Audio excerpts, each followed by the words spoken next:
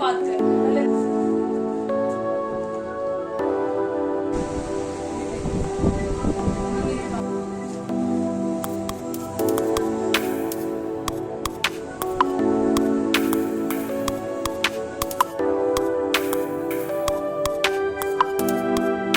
Hello everyone, welcome to the channel once again. आज आपके साथ अपने दिन में होने वाली सारी इम्पॉर्टेंट चीज़ें शेयर करूँगी।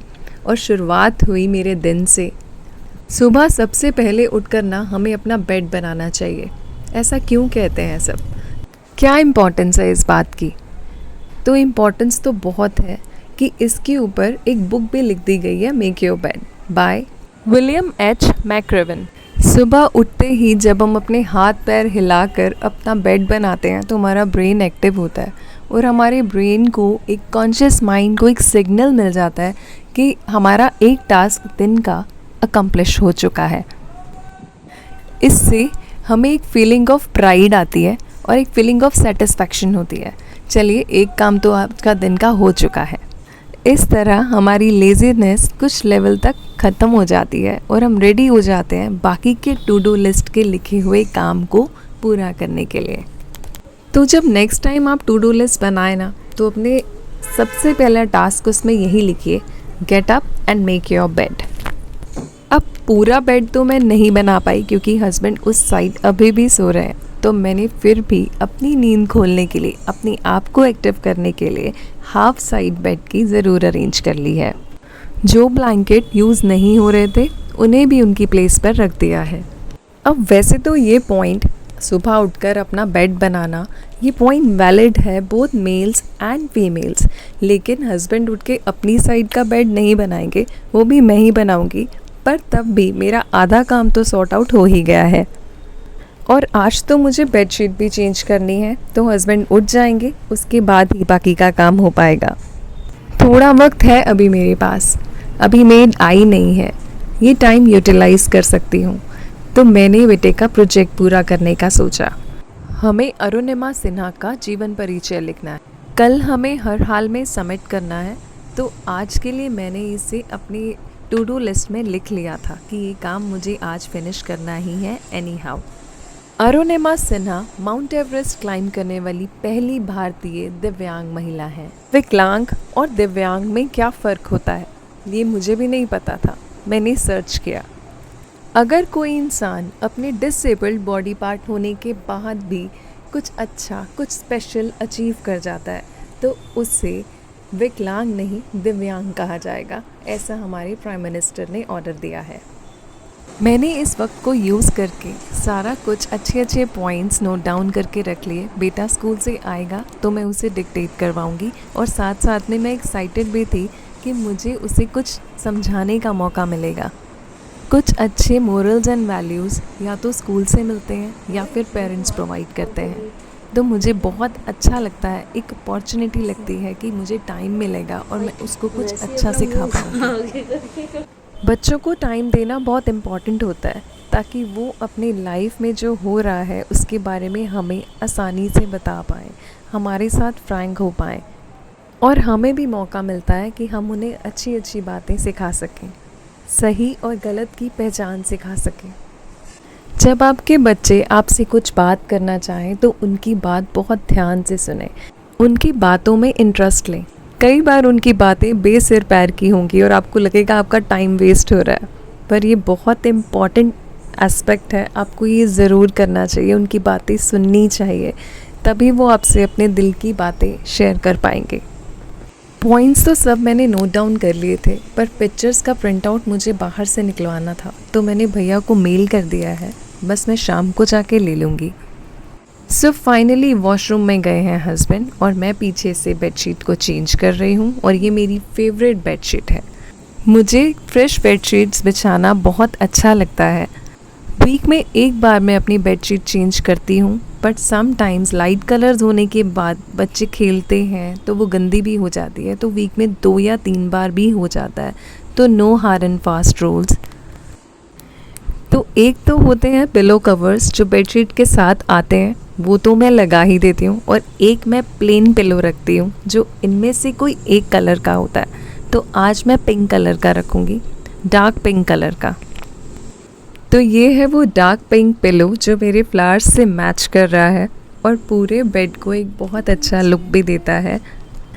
इस टाइम को ना मैं बहुत इन्जॉय करती हूँ क्योंकि मुझे ये ना बेडशीट स्प्रेड करना सच में बहुत अच्छा लगता है।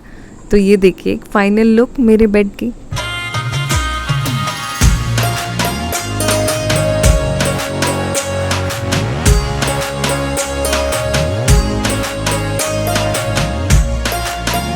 घर में ब्रेकफास्ट फिनिश होता ही है तो ये ओजू आ जाता है। सुनिए इसकी बातें, बड़ी प्यारी प्यारी होती हैं और इसको टीज करने में बहुत मजा आता है। अभी देते हैं। कौन से कलर की आपकी काइट?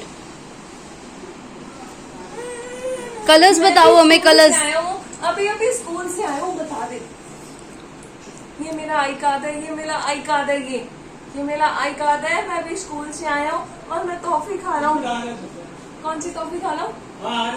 कौन सी टॉफी खा रहा हूँ? बता दे कौन सी टॉफी खा रहा हूँ? मैं नहीं खाला। कौन सी नहीं खाला? अच्छा, किससे ली है टॉफी? किससे लेकर आए हो आप? टॉफी किससे लेके आए हो? हम केमिस्ट के पास जाते हैं और टॉफी खरीद के लाते हैं, दवाई नहीं लाते हम कोई।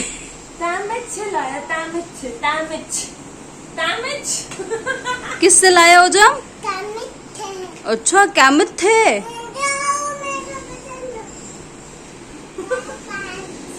कहाँ है काइट? यहीं पे खला ले, मैं तेरे को छपराई दूंगी, छपराई तू इधर ही खला ले। टिक टिक 1, टिक टिक 2, टिक टिक 3, टिक टिक 4, टिक टिक 5, टिक टिक 6, टिक टिक 7, टिक टिक 8, टिक टिक 9, टिक टिक 10।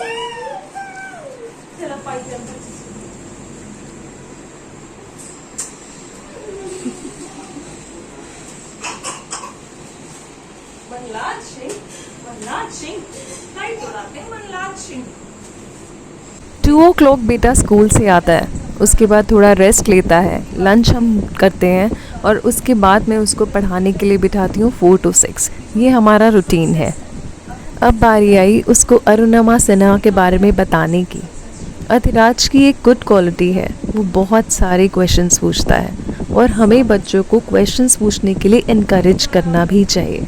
तो ये नेचुरली उसमें है ही। तो उसने मुझसे पूछा भी कि वो विकलांग कैसे हुई। उसने मुझसे पूछा कि विकलांग और दिव्यांग में क्या फ़र्क होता है मम्मा, और मैंने उसे ये भी समझाया। तो बच्चों के पास बैठते हैं तो 100% टाइम उन्हें देना ही चाहिए ताकि वो अपने क्वेश्चंस हमसे पूछ सकें और हम उसका राइट आंसर कर सकें। जितना क्रिएटिव वे में या जितना एग्जाम्पल्स के थ्रू आप बच्चे को एक्सप्लेन कर सकें उतना अच्छा। फाइनली मैंने उसे समझाया कि कामयाबी हिम्मत, साहस, दृढ़ निश्चय और निरंतर प्रयास से आती है, और उसने भी पूरी बात ध्यान से सुनी। सक्सेस पाने के लिए आपको अपना कंफर्ट जोन बार बार ब्रेक करना पड़ता है। ऐसा ज़रूरी नहीं है कि आपके अंदर कोई टैलेंट होगा तभी आपको सक्सेस मिलेगी। सक्सेस मिलती है आपके कॉन्टिन्यूअस एफर्ट से, डिटर्मिनेशन से, परसिवरेंस से। कई फेलियर्स आते हैं रास्ते में, but you have to move on, learn and move forward. This is a key to success. अच्छा, शाम को आई मेड दिस प्रोजेक्ट। एक ये मेरे पास टी शर्ट पड़ी थी और जो पड़े पड़े कागज़ की तरह टेयर होने लगी थी। जहाँ से भी मैंने पकड़ा वहाँ से टेयर हो जाती थी। तो मैंने इसका इस सेंटर पैच यूज़ करने का सोचा। अब देखिए मैंने इसमें क्या किया। मैंने इसको कट किया फ़ोटो फ्रेम के अंदर लगे कार्डबोर्ड के हिसाब से।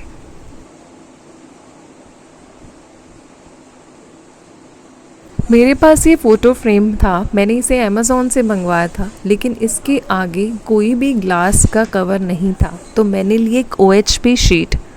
कपड़ा बहुत जल्दी गंदा हो जाता, इसलिए मुझे इसे कवर करना सही लगा, इसलिए मैंने OHP शीट एक ही ख़रीदी। स्टेशनरी से प्लान किया था ये काम करने का, तो मैं पहले ही ये लेकर आई थी।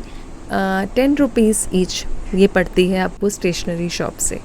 इस कपड़े को थोड़ा मैंने एक्स्ट्रा ही लेके काटा था ताकि कहीं से शॉर्ट ना पड़ जाए, तो एक्स्ट्रा लेके मैंने इसके पीछे फेवी बॉन्ड से स्टिक कर लिया है। अब बस इस फ़ोटो फ्रेम को असेंबल करना बाकी था। तो उसके बाद अब देखिए क्या रिज़ल्ट आया। तो फ्रेम में सबसे पहले मैंने लगाई OHP शीट और उसके बाद मैंने अपना DIY इसमें ऐड किया। बस इसको क्लोज़ कर दिया और अच्छे से जो इसके पीछे हुक्स लगे हुए हैं उसमें अच्छे से इसे फिट कर दिया है। कितना सुंदर बना। अब ये देखिए, मैं किसी भी वॉल पे लगाऊंगी, ये बहुत प्यारा लगेगा। कहीं से भी ये एक DIY नहीं लग रहा, ये लग रहा है जैसे ओरिजिनली मैंने इसे ऐसा ही ख़रीदा है। अगर आपके पास भी कोई ऐसा फैब्रिक पड़ा हो जिसके ऊपर पैच वर्क अच्छा है पर आप उससे डिस्कार्ड कर रहे हैं किसी वजह से, तो आप ये काम कर सकते हैं। और एक चीज़ जो मेरा मन किया आपके साथ शेयर करने का, वो है ये।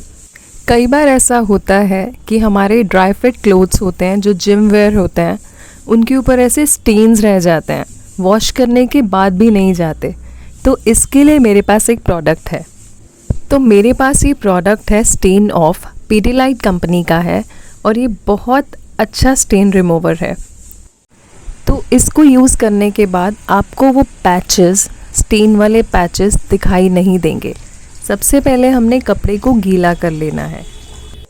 अब इस गीले कपड़े को फिर से स्प्रेड कीजिए और इसके ऊपर जहाँ जहाँ स्टेन्स हैं ना, वहाँ पे इसके ड्रॉप्स डालने हैं। इस प्रोडक्ट के ड्रॉप, ये ड्रॉप फॉर्म में है, तो आपको इसके ड्रॉप्स वहाँ डाल के थोड़ा सा इसे रगड़ना पड़ेगा और उसके बाद इसे 10 मिनट तक छोड़ना पड़ेगा।